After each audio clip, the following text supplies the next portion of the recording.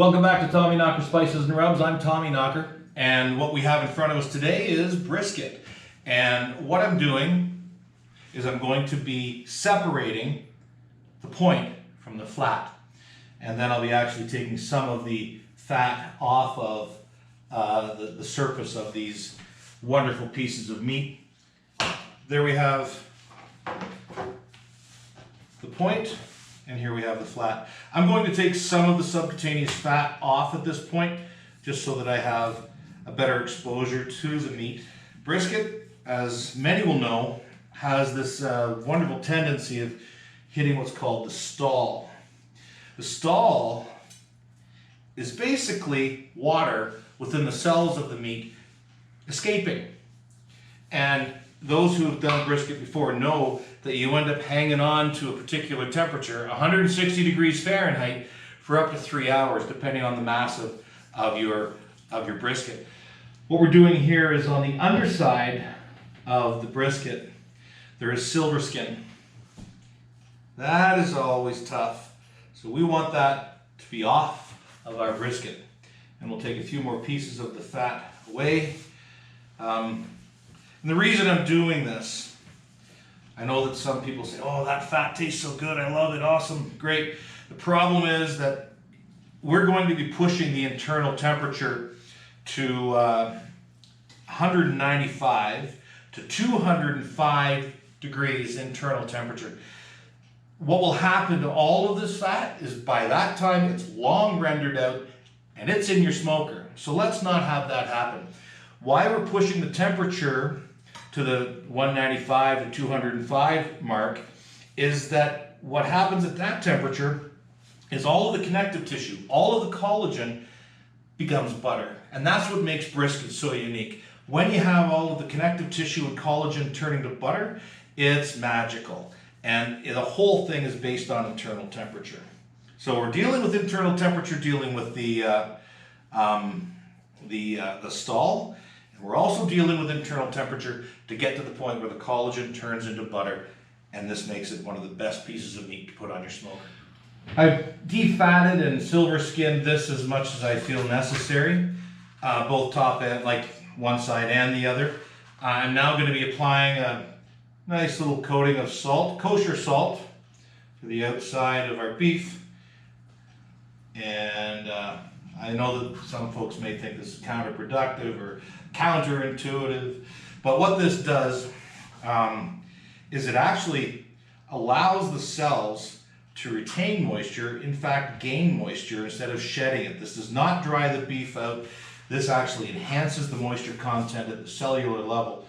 And I actually should have the proper definition for you, and maybe I will in one of the other segments regarding this piece of beef, because I think it does something with respect to the collagen and changes the very nature at the cellular level.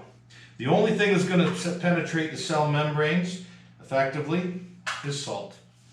What a wonderful way to treat beef. This is just fantastic. Remember, this is 36 hours before we're going to put it on the smoker. Okay, so we've salted the flat, which is here, the point, which is there. I'm going to be covering this with saran, and it'll be refrigerated for the next 12 hours. At that point in time, we'll come back and we'll apply Tommyknocker's beef and lamb rub to the outside of our beef. Welcome back, everybody. We're now going to be applying our beef and lamb rub, and this is the keto version. We have regular as well as keto.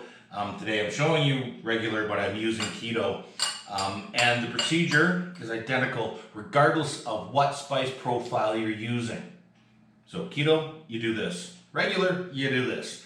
So this is now 24 hours away from smoke time. This has been in the refrigerator overnight after we salted it. And here we are back with our beautiful brisket. What I've set up here, it's an 8-pound, almost an 8.5-pound flat and point combination of brisket right now. And I have 8 tablespoons of beef and lamb keto rub here. This will give you an idea as to what volume you can expect to use when you're employing our beef and lamb rub on a large section or a large roast. So we're going to start by grabbing about a tablespoon and putting it on our roasts. I can't even express how fantastic this finished product is. It is just about a tablespoon left in our bowl here.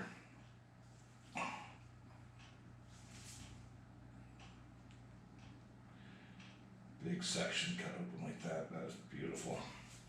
Okay, we have now applied our dry rub.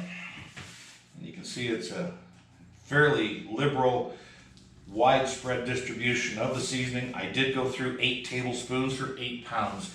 So bear in mind, that's a good measure as you take the mass or weight of the roasts you're going to be using, and understand that you're going to be using about a tablespoon per pound. This is now going to rest for 24 hours, and then we'll get it on the smoker. I have a few tricks up my sleeve that I'm going to be addressing once we get to the smoker. What we're going to do now with our beautiful beef here, all nicely dry rubbed, it's been salted 36 hours ago, 24 hours ago. We put our seasoning, our dry rub on, and you can see how nicely it's been absorbed. The smoker is up to temperature. It's around 220 degrees right now.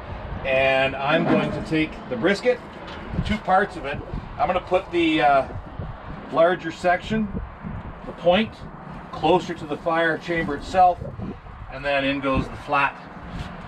I'm going to close that up, and I'm going to be introducing wood chips right now. Oh boy, look at that. That's a great looking fire. And we're going to put a great big mitt full. This is a combination of mesquite and hickory. And what a beautiful combo these guys are. I'm going to close that up. And this is going to be smoking for a half an hour. What's going to happen at the end of half an hour, we're going to put another mitt full of the chips on. Half hour after that, another mitt full. Half hour after that, another mitt full. So you have 4 introductions of wood chips to the brisket. When you have a long smoke, still all you're going to do is 4 introductions of wood chips, so that you're not creating an iodine flavor on the meat itself. It's a flavoring. The cooking portion is going to happen from the fire chamber already, and you can see the smoke happening.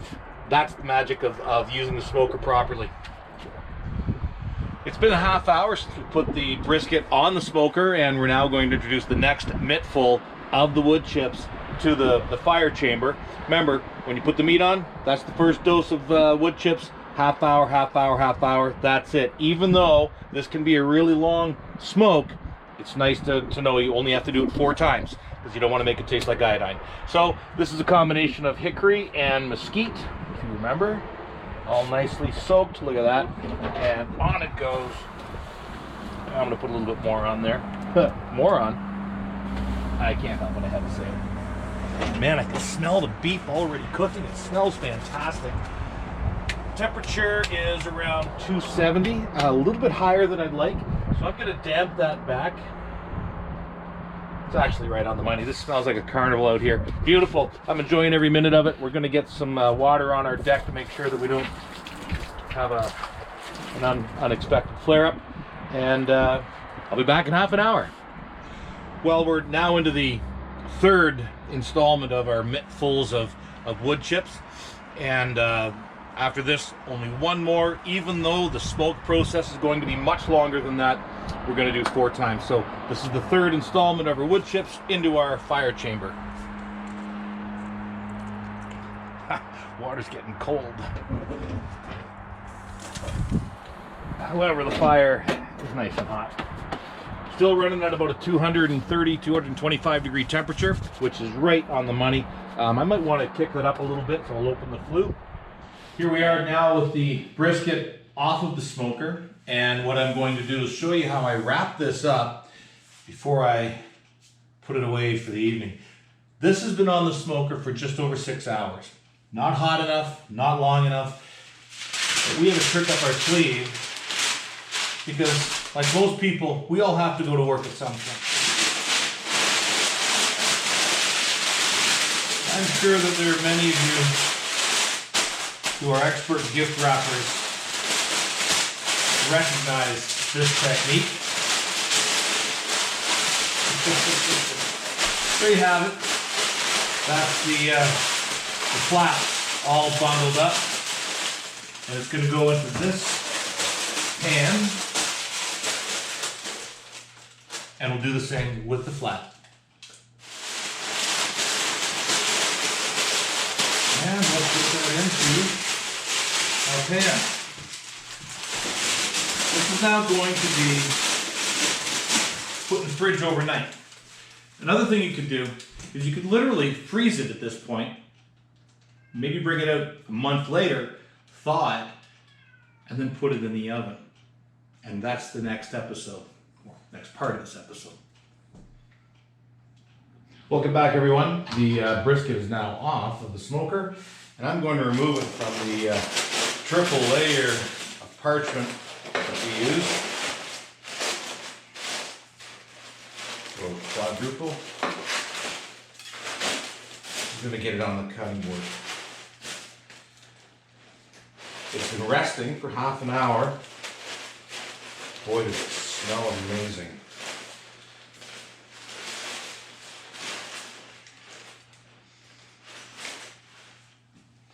There's the flat. And now I'll bring out the point. Actually, no, let's do some cuts of this.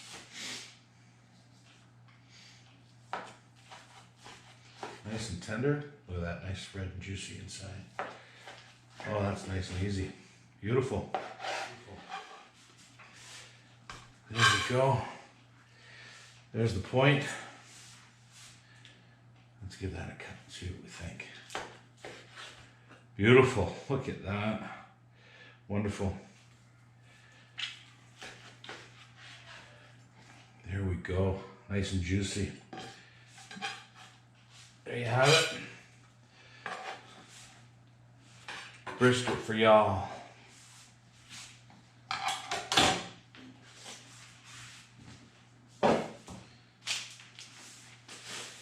Don't forget, everybody, Tommyknocker beef and lamb. Great spices are always in season. We'll talk to you soon.